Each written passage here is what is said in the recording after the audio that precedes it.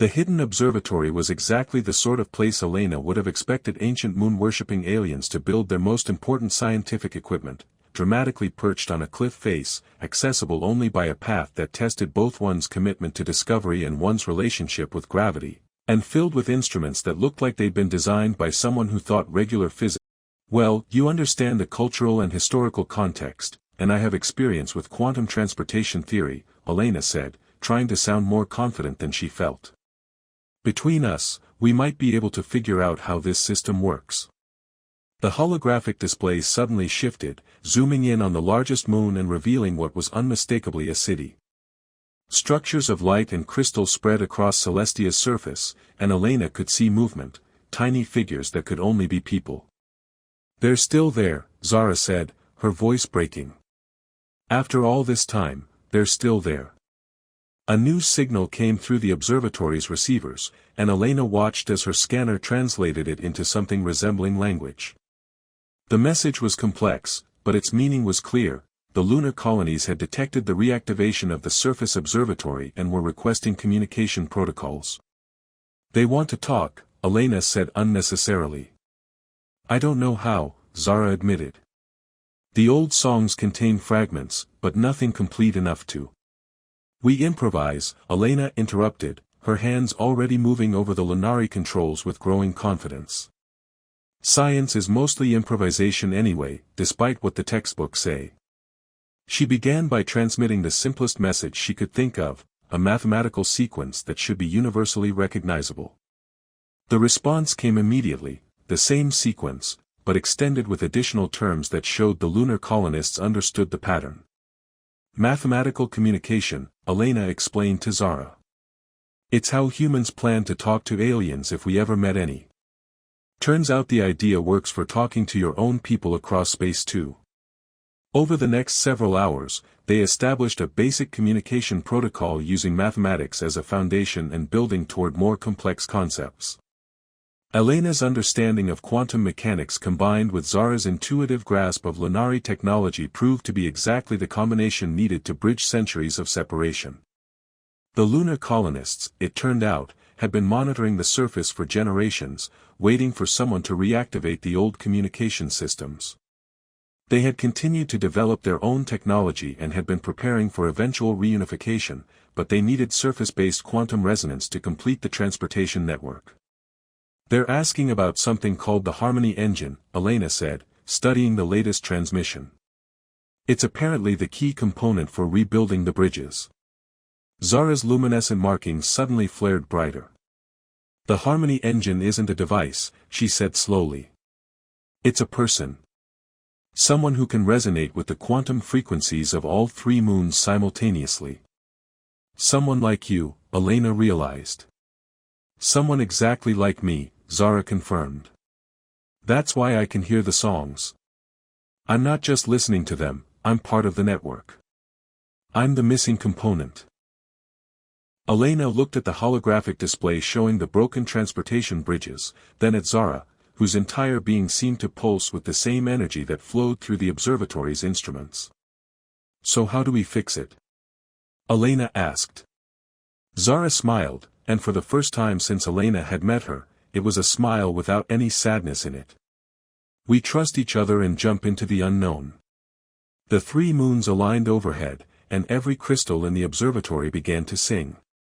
The moment of truth, Elena reflected as she watched Zara position herself at the center of the observatory's quantum resonance chamber, was considerably more terrifying in practice than it had seemed in theory. The mathematical models were elegant, the energy calculations were precise, and the probability of accidentally vaporizing either Zara or several moons was refreshingly low. That still left plenty of room for spectacular failure. "Are you absolutely certain about this?" Elena asked for the fifth time, her hands hovering over the control crystals that would initiate the Harmony Engine sequence. "No," Zara replied cheerfully, settling into the crystalline chair that had been designed for exactly this purpose centuries ago. "But I'm certain that doing nothing is worse than trying and failing spectacularly. That's a terrible basis for scientific decision-making," Elena pointed out, though she was already beginning the startup sequence. "Good thing this isn't science," Zara said, her skin markings beginning to pulse in rhythm with the building energy field. This is something much more dangerous, it's hope. Elena activated the first resonance crystal, and immediately the air in the observatory filled with harmonics that she could feel in her bones. The holographic display showed the three moons beginning to align into a perfect triangle, their combined gravitational and electromagnetic fields creating the conditions needed for the quantum bridge network. "Elena," Zara said, her voice taking on an otherworldly quality as the energy field strengthened, "I can hear them. All of them. Hundreds of voices from the lunar colonies, singing together." "What are they saying?" Elena asked, monitoring the energy levels that were climbing toward the theoretical threshold for bridge activation. "They're saying welcome home," Zara replied, and Elena could hear tears in her voice even as her body began to glow with the same ethereal light that filled the observatory. The moment the energy field reached critical resonance, everything changed. Light erupted from the chamber, not harsh and blinding but warm and musical, carrying with it the harmonized voices of a civilization that had been separated for centuries. Elena felt the song wash over her, through her, filling her with a sense of connection that transcended anything she'd ever experienced. Through the observatory's instruments, she watched as bridges of pure energy materialized between the planet's surface and each of the three moons. They weren't solid constructions but streams of quantum entanglement that could carry matter and consciousness across the void in seconds rather than years. "It's working," Elena breathed, watching the impossible become reality. "Of course it's working," came a new voice, not Zara's, but one that carried the same musical quality. Elena turned to see that they were no longer alone in the observatory. Three figures stood beside the resonance chamber, translucent but clearly present. They wore clothing that suggested advanced technology and carried themselves with the bearing of people accustomed to authority. Their pointed ears and luminescent markings identified them clearly as Lunari, but their presence was utterly impossible. "Quantum projection," one of them explained, apparently noticing Elena's confusion. "We're still on Celestia, but the bridge network allows consciousness to travel much more easily than matter." "You're the lunar colonists," Elena said, trying to wrap her scientific mind around the concept of people who could project themselves across space using nothing but quantum entanglement and harmony. "Some of us," the figure agreed. "I'm Administrator Kirill of the Celestia colony. We've been monitoring your progress with great interest, Dr. Vasquez." Elena blinked. "You know who I am.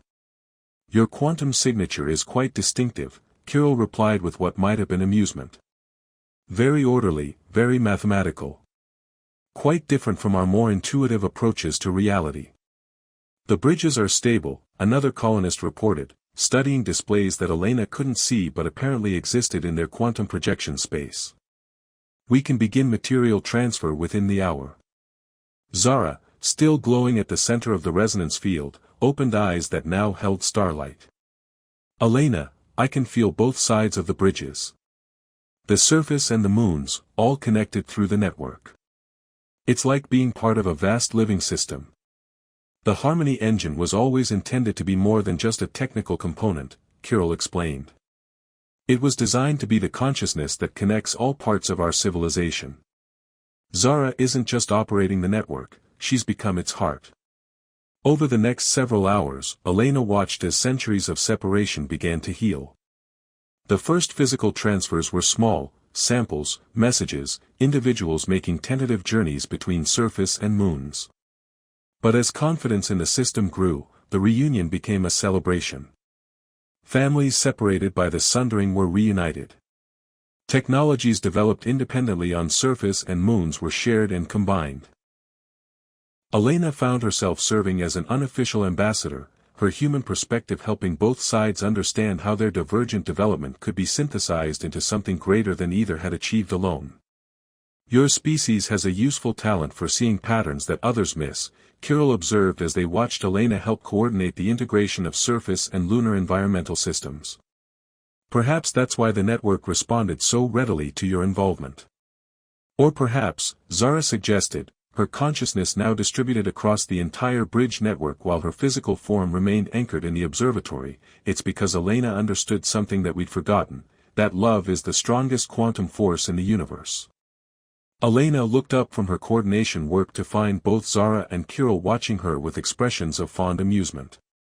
"Love?" she asked, trying to maintain some semblance of scientific objectivity. "The desire to connect, to understand, to bridge differences and build something better together," Zara explained, her smile visible even though her consciousness was simultaneously present on 3 moons and the planet's surface. "You fell in love with our world, with our mysteries, and with the possibility of reunion.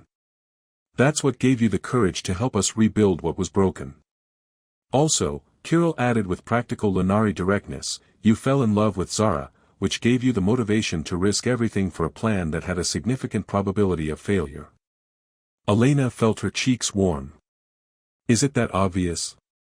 "Elena," Zara said gently, "you spent 3 weeks learning to hear cosmic songs just so you could understand me better.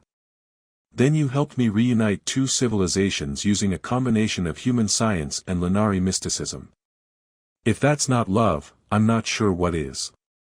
Elena looked around the observatory, now bustling with activity as surface and lunar Lunari worked together to expand the bridge network to other systems. She thought about her quiet research station orbiting peacefully above, her carefully planned career studying alien plants, and the life she'd had before she met a woman who argued with moons. "So what happens now?" she asked.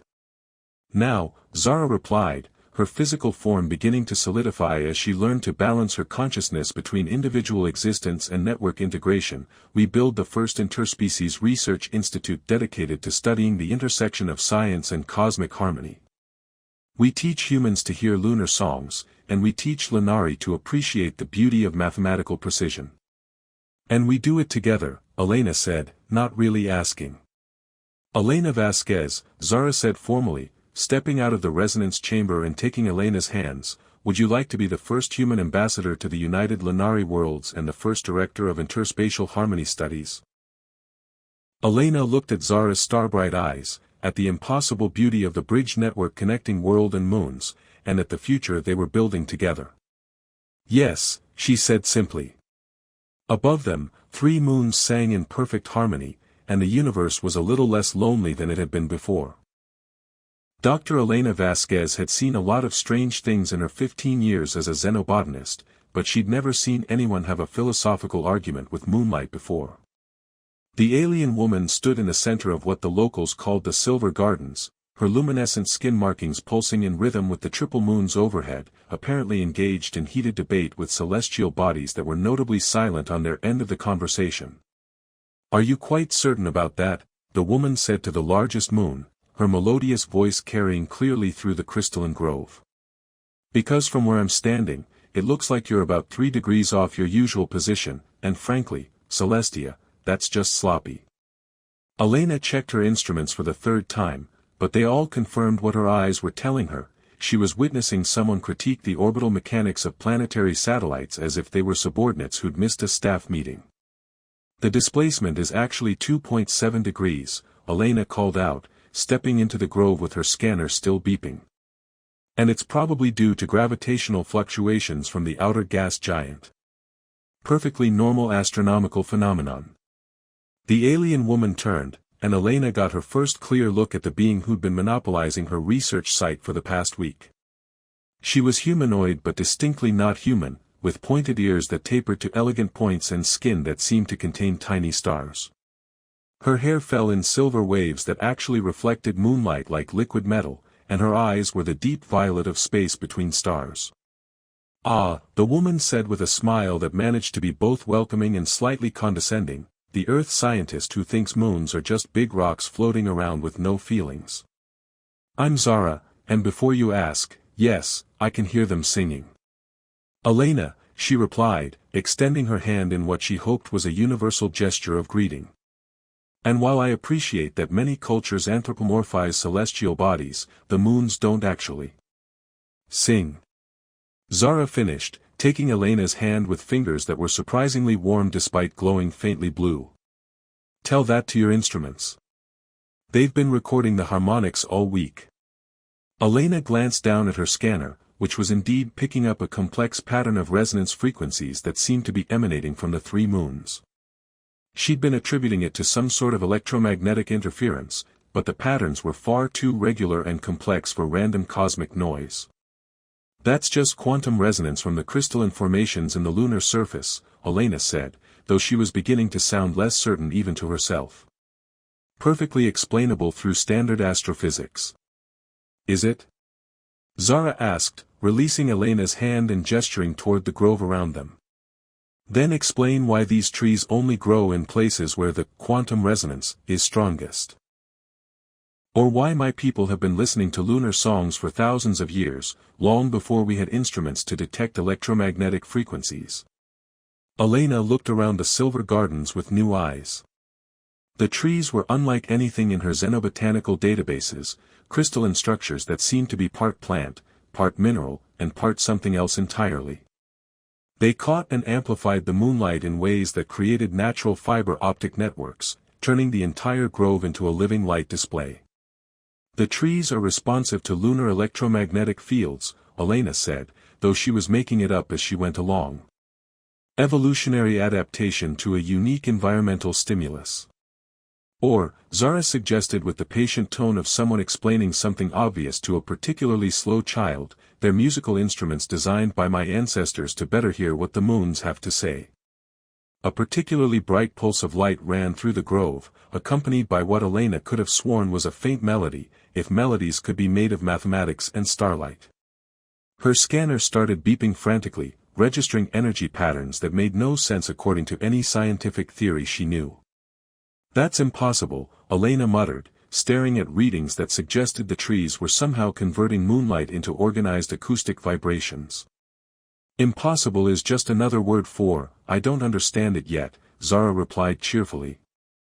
Would you like me to teach you to listen properly, or are you going to stand there arguing with your instruments all night? Elena looked at this strange, beautiful woman who claimed to have conversations with moons and seemed to treat cosmic phenomena like old friends. Every instinct she had as a scientist told her to maintain professional skepticism and stick to established theories. Every instinct she had as a person told her that Zara was the most fascinating individual she'd ever met. I suppose I could stay for a few minutes, Elena said, trying to sound appropriately scientific. For research purposes. Of course, Zara agreed with a grin that suggested she saw right through Elena's professional facade. Purely for science. Now, the first thing you need to understand is that Celestia has a terrible sense of humor and loves playing pranks on people who take themselves too seriously. Elena was about to point out that moons didn't have senses of humor when the largest moon seemed to pulse with light. Her scanner registered what could only be described as cosmic laughter, and she realized she might need to reconsider some of her assumptions about the universe. Right, she said faintly. Cosmic humor. Got it. Don't worry, Zara said, settling gracefully onto the luminous grass and patting the ground beside her. Most people find it overwhelming at first. The moons are rather enthusiastic once they know you're listening. Elena sat down, trying to ignore the way the ground seemed to pulse gently with the same rhythm as Zara's skin markings. How long have you been able to hear them? Always, Zara replied, leaning back to look up at the triple moons. My grandmother said it ran in our family, but most people think it's just imagination or madness. The Council of Elders keeps suggesting I see a healer about my delusions. What do they sound like? Elena asked, surprising herself with how much she wanted to know. Zara was quiet for a moment, apparently listening to something Elena couldn't hear. Tonight they're discussing the migration patterns of stellar winds and complaining about how the local spacetime has been bent out of shape by that research station you built in orbit. Celestia thinks your quantum drives are giving her indigestion. Elena looked up at her research station, a tiny point of light moving across the star field. That's actually where we've been getting some unusual readings from our quantum resonance equipment. Interference patterns that shouldn't exist. Not interference, Zara corrected gently. Conversation. Your machines are just too primitive to understand what they're hearing. So you're saying the moons are trying to communicate with our technology? I'm saying they're trying to communicate with you, Zara replied, turning to look at Elena with those star-deep eyes. The question is whether you're ready to listen. Elena stared up at the three moons hanging in the alien sky like cosmic jewels, her scientific training warring with a growing sense that she was on the edge of discovering something that would change everything she thought she knew about the universe. "Teach me," she said quietly. Zara's smile was brighter than moonlight. "I thought you'd never ask."